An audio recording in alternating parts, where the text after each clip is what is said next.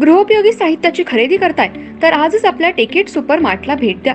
कडधान्य, डाळी, साबण, ब्रँडेड कपडे, शूज, सायकल, कॉस्मेटिक्स हे सर्व मिळण्याचं एकमेव ठिकाण म्हणजेच टेकेट सुपर मार्ट। 5,000चे भरपूर डिस्काउंट, कमीत कमी 4,999च्या खरेदीवर 5 किलोमीटर पर्यंत मोफत घरपोच सेवा। पत्ता पंचवटी चित्रमंदिर जवळ, 3 बत्ती रोड। संपर्क 92 97 97 50 00।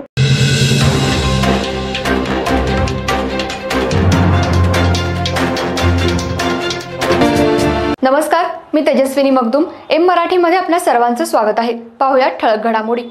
इचलकरंजी शहरातल्या एका महाविद्यालयात शिकणाऱ्या अल्पवयीन मुलीला तिच्याच शेजारी राहणारा विवाहित स्वप्नील जेरी डिकोस्टा या व्यक्तीनं खोट्या प्रेमाचं आणि लग्नाचं खोटं आमिष दाखवून तिचं धर्मांतरण करण्याच्या उद्देशानं 6 डिसेंबर 2024 रोजी सकाळी 7च्या सुमाराला फूस लावून पळवून नेलं। विवाहित स्वप्नील जेरी डिकोस्टा यानं अल्पवयीन मुलीला पळवून नेण्यासाठी त्याच्या जवळच्या 4 मित्रांची मदत घेतली असल्याचं सिद्ध होऊन देखील त्या 4ही मित्रांची पोलिसांकडून कोणत्याही प्रकारे कसून चौकशी झालेली नाही। या घटनेची तक्रार शिवाजीनगर पोलीस ठाण्यात अल्पवयीन मुलीचे वडील यांनी दिली होती। अवघा 1.5 महिना होऊन देखील अजून शिवाजीनगर पोलीस ठाणे यांच्याकडून या अल्पवयीन मुलीचा तपास करण्यात अपयशी ठरल्यानं अल्पवयीन मुलीचे वडील नागराज हजारे हे गुरुवारी 16 जानेवारी 2025 रोजी जिल्हा पोलीस प्रमुख कोल्हापूर यांच्या कार्यालयासमोर बेमुदत उपोषणाला बसणार असल्याचं सांगितले। विवाहित स्वप्नील जेरी डिकोस्टा यानं या अल्पवयीन मुलीला पळवून नेल्यानंतर त्याच्या मित्रांना तो कोल्हापूर शहरातल्या आजूबाजूच्या गावातून फोन करून संपर्क साधत होता। विवाहित स्वप्नील डिकोस्टा अल्पवयीन मुलीला पळवून नेल्यानंतर सुमारे 10 दिवस कोल्हापूर शहराच्या आजूबाजूलाच लपलेला असल्याचे ठोस पुरावे देखील मुलीच्या वडिलांनी पोलिसांना दिले होते।